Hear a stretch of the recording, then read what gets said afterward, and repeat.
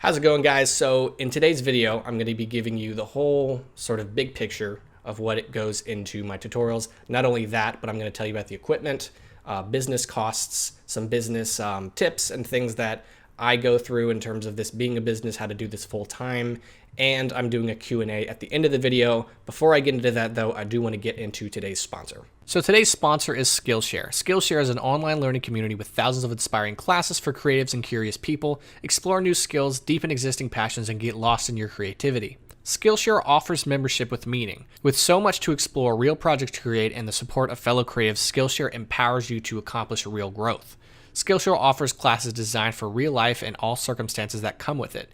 These lessons can help you stay inspired, express yourself, and introduce you to a community of millions. Skillshare has a massive library of creative courses, things like 3D design, character animation, lighting, things like that. There's a massive library of Blender courses just for you that will help you with your career. One of my favorite classes on the site is a class by Remington Markham. Many of you may know him as Southern Shoddy. He created this incredible class where you can learn how to make a character, texture it, light it, all this really fun stuff. It's a very high quality course and you can learn so much from it. Skillshare is curated specifically for learning, meaning there are no ads and they're always launching new premium classes. You can stay focused and follows you wherever creativity takes you. Skillshare is also incredibly affordable. It's less than $10 a month with an annual subscription.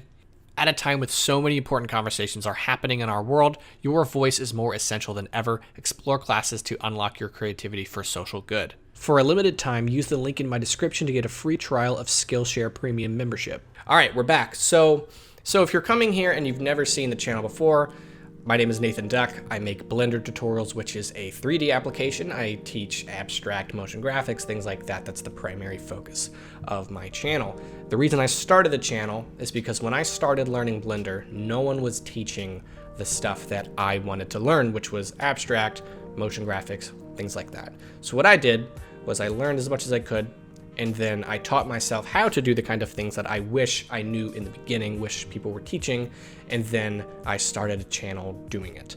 That was the whole plan. I say I got lucky, but really from the get-go of the channel, I did it because I wanted to teach this stuff. I knew people wanted to learn it, and I figured this would be a good thing for me to do as a career if it actually takes off. So, and it did. I got lucky in terms of people actually wanting to learn it, because in the Blender community, no one was really doing it until I started doing it. And I take a lot of pride in that. So that is what I was doing. That's why I started the channel. That's who I am. So the first thing I want to talk about is coming up with the ideas for the tutorials. I get a lot of questions. How do you come up with all these ideas? I don't start my designs thinking about a tutorial. I start my designs on what I teach just based on the stuff that I'm trying to make, what I want to make, ideas that I come up with. And then once the design is finished, I say, okay, there's quite a bit of stuff in here I think a lot of people would benefit from. And the way my videos work is I don't teach tools. I don't teach certain modifiers. I don't teach you how to do a specific thing. I teach a design, how to make this really cool environment, how to make this really cool motion graphic design, background, overlay, whatever you want. And then through that, you learn a string of techniques and a string of modifiers and node groups and all that fun stuff through learning how to make this really cool thing. And for me, the reason why I do that, because that's how I like learning. It's boring to say like, oh, I want to learn how to make a camera rotate on a path, or it's boring to me to learn the basics of particle systems. I would rather learn how to make a really cool particle system, and in learning how to make a really cool particle system, I learn how to do that as well as some other stuff on that to make it look cool. And that's why I teach designs. I don't teach tools. You learn the tools from learning the designs. That's kind of the structure of my videos. And for me, along with the structure, I try to keep them under 20 minutes to under 10 minutes. For me, if you're a beginner, you're trying to learn as fast as you can. If you're not at a school, if you're self-learning, at least for me, I was sort of speedily trying to learn because I wanted to get past the learning curve. And so to do that, I make my videos pretty short so people will actually want to watch them. People will criticize me and criticize other creators. Oh, you're just doing this for views. You're only doing things. Oh, you titled this for views. You taught this for views. For me, I'm not offended by that because they don't have the perspective of a creator. The perspective of a creator is, I'm not making a video to get no views. I'm not making a video so that no one will watch it. because there's no point in doing it. Even though I'm having fun, I'm trying to make a living. I'm trying to do this. So what am I doing? I'm titling it a certain way. I'm teaching things that I know people want to learn and click on. And I'm doing that to get as many views on the video as I can. It's not a money hungry thing. It's not a like a clout thing. It is, I want an audience to have a successful channel so that I can teach the things that I want to teach. So I'm not compromising what I want to teach.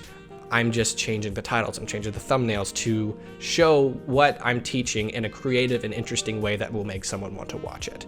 That's sort of my thought process, because every once in a while I will get a comment saying like, oh, you're only using Eevee to get views. Yeah, people want to learn Eevee, so I'm going to teach Eevee. That's that type of thing. I'm teaching the tools that everyone wants to learn. I'm not teaching the tools that no one wants to learn, because that makes no sense for me as a business owner and a channel owner.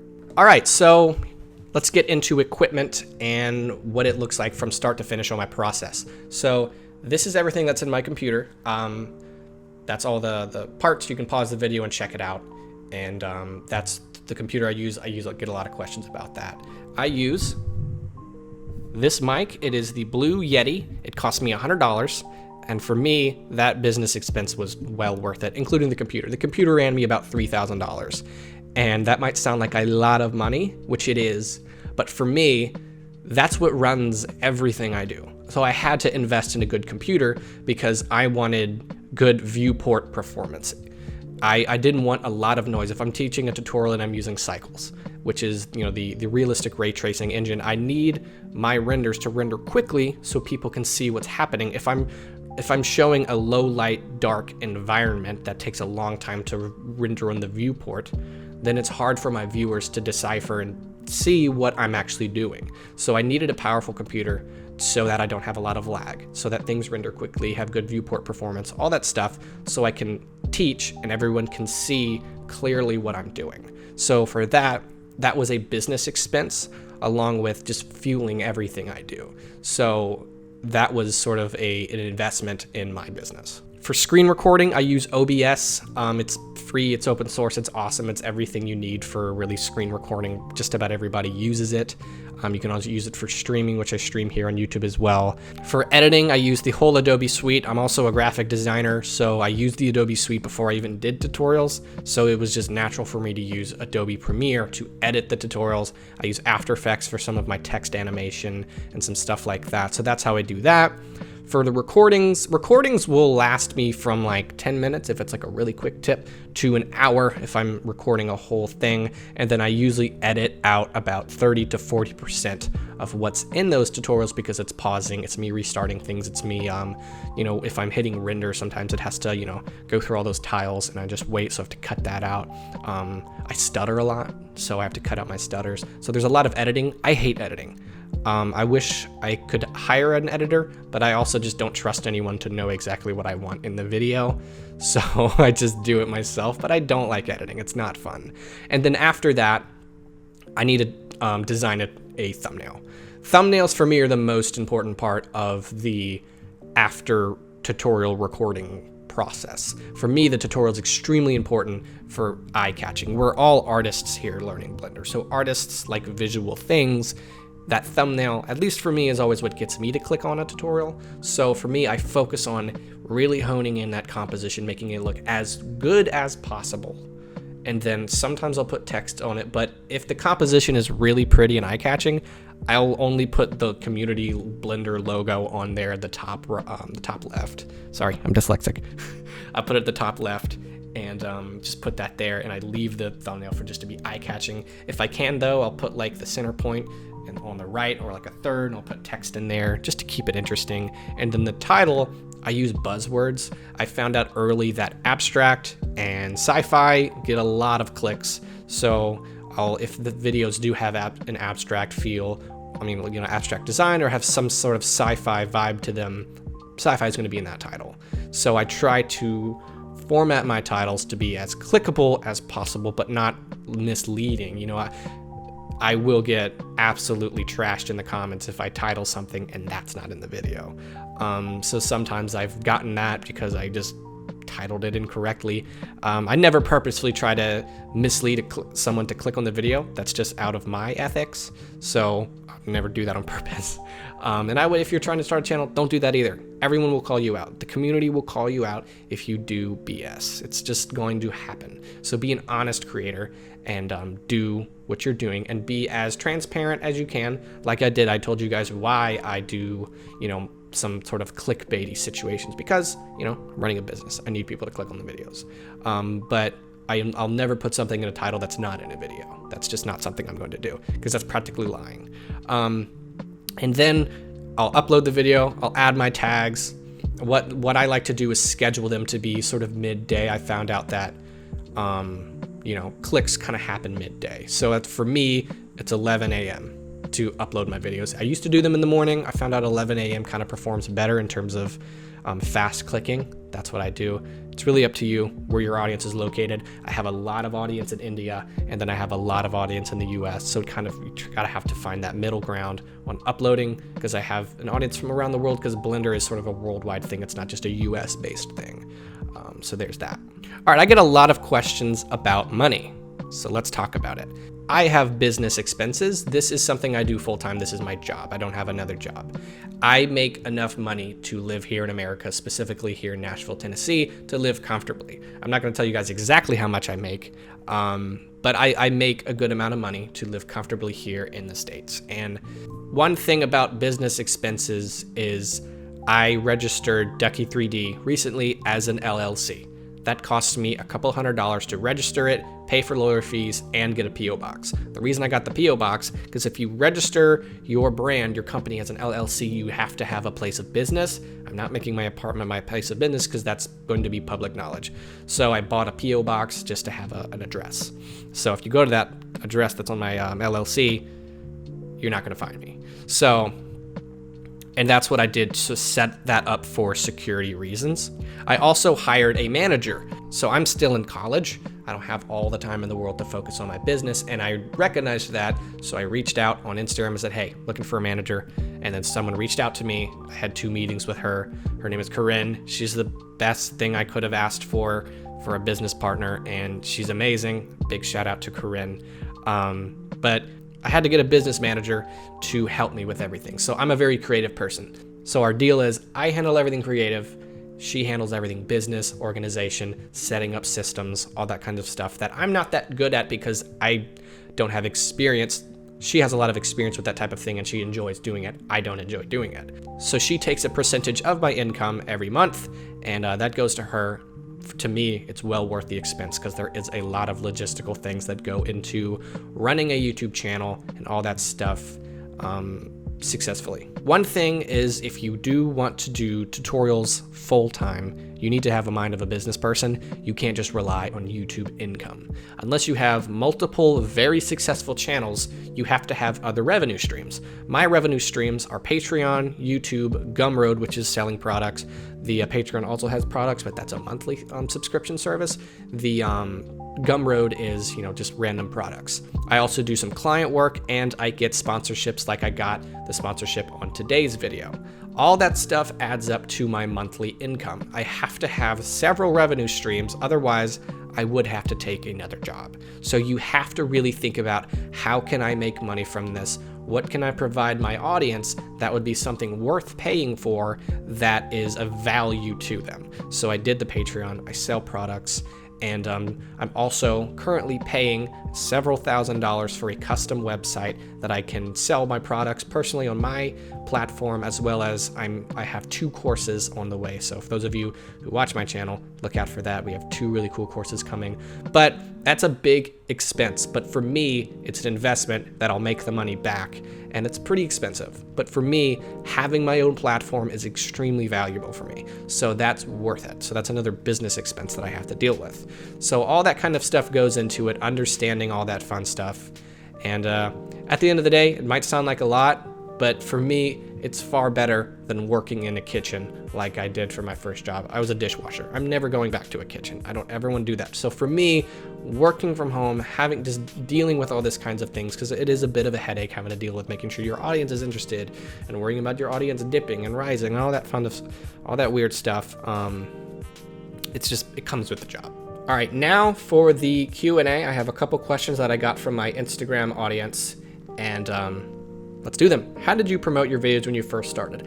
My first like couple hundred viewers I got was from posting my videos on the Blender subreddit. Some of you can use Facebook groups, subreddit, Discords, all that kind of stuff. Use it. Don't just rely on the YouTube algorithm.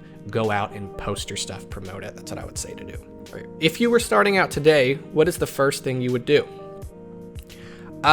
Probably try to make friends in the community and start the Patreon immediately. That's what I would recommend. Start your Patreon immediately and promote it in every single video. Because if I'd started it from day one, I would probably be making $5,000 a month on that thing, because I would have all that time to have promoted it rather than waiting till I had like 30, 50,000 subscribers, then starting the Patreon. I wish I started it far earlier. I would have been able to support myself even more. Do you think that there is an oversaturation of Blender tutorials? No, there should be more. Specifically in areas that aren't talked about. Everyone asks me to do simulation tutorials, character tutorials, and character rigging tutorials. Those three things I don't know how to do, and there needs to be more tutorials on it, otherwise I wouldn't get that request every day. So there is areas in the Blender community that need some attention. So I would say that for sure. Did you always like teaching people? No, I've never taught people. I don't even know why I started a tutorial channel. I don't know what inspired me to start that. I just did it and it worked out. I have no idea why I started the channel. So yeah. Should you be a professional in a program in order to make tutorials?